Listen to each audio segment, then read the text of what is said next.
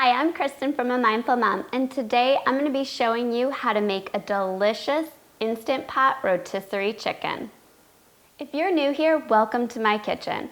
I love to share with you easy recipes your family will love, and I love my Instant Pot. And today I'm going to share with you a staple recipe that I make at least once a week in my house. This recipe is for a whole chicken cooked right in your Instant Pot. We're gonna flavor it with a delicious savory rub that is reminiscent of a rotisserie style chicken.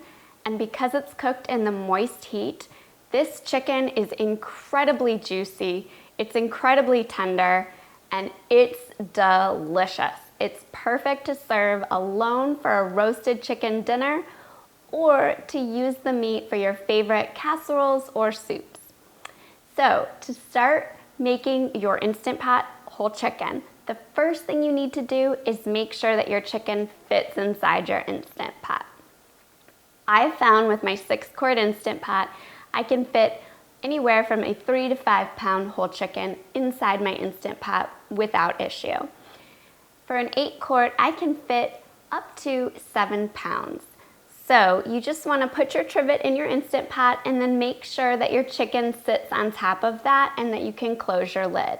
If so, you can proceed with this recipe. If not, you want to check out my recipe for an oven rotisserie chicken.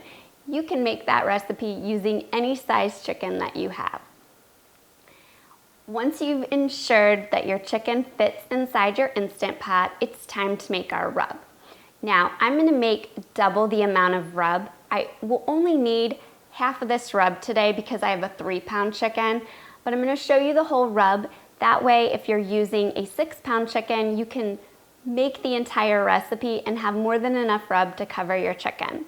To make the rub, mix together 1 tablespoon each of paprika, garlic powder, onion powder, kosher salt, 2 teaspoons of ground black pepper,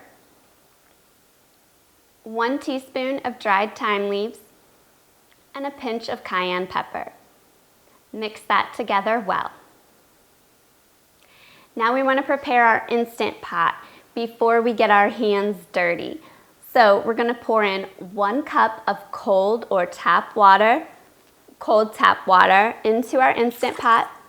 For a 6-quart Instant Pot, if you're using an 8-quart Instant Pot, you want to use 1.5 cups of cold water. Then you want to place your trivet inside your Instant Pot.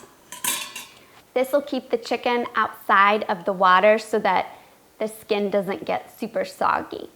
And I also want to take this opportunity to just slice up an onion and a lemon that I'm going to use to stuff inside my chicken. That's completely optional.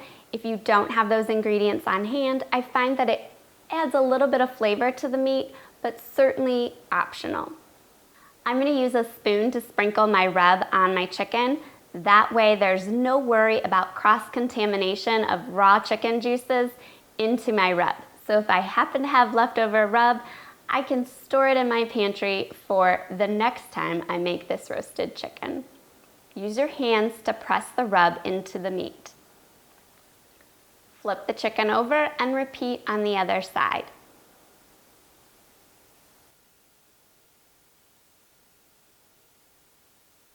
Place your chicken onto the trivet and stuff the cavity with the lemon and the onion if using.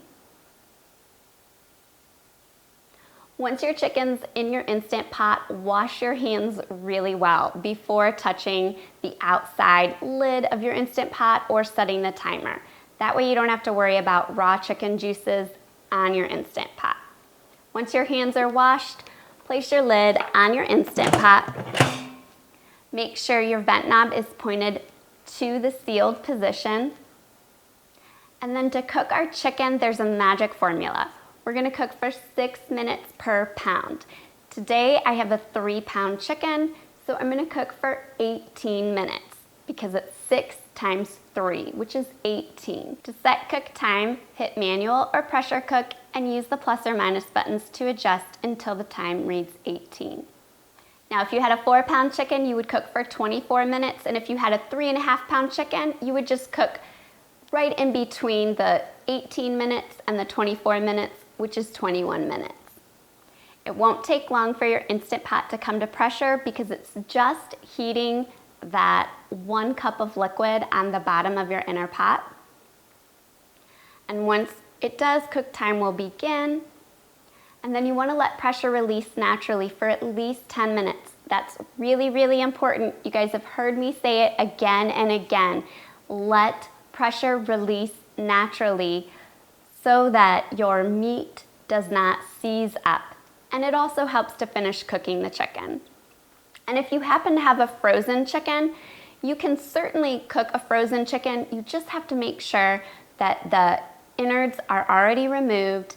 And when you season it, just remember that some of that seasoning may fall off. So you may need to use a little extra seasoning. And you would cook for 10 minutes per pound for a frozen chicken.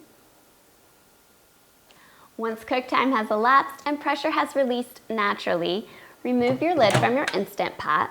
Using a digital thermometer, insert into the chicken thigh, and we're looking for a temperature of 165 degrees. If for some reason your chicken has not reached that temperature, place your lid back on. If it's between 160 and 165, just give it a couple minutes sitting inside your Instant Pot. It will quickly come to pressure. If it's below 160 degrees, set cook time for anywhere from 3 to 5 minutes just to finish cooking your chicken. It won't take as long for your Instant Pot to come to pressure because that water is already warm. But if your chicken is cooked through, you want to remove it from your Instant Pot and let it rest for another 10 minutes.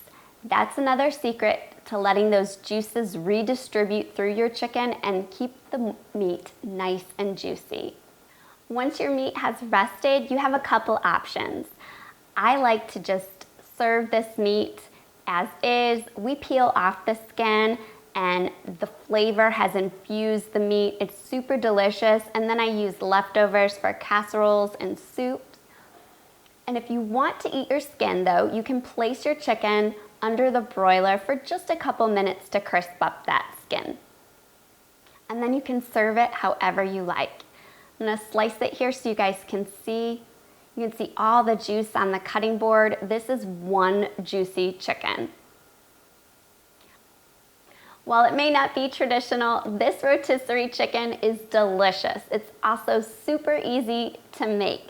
So I hope you guys give it a try and then save your bones and catch me in my next video when I show you how to make homemade chicken stock. I'll catch you there.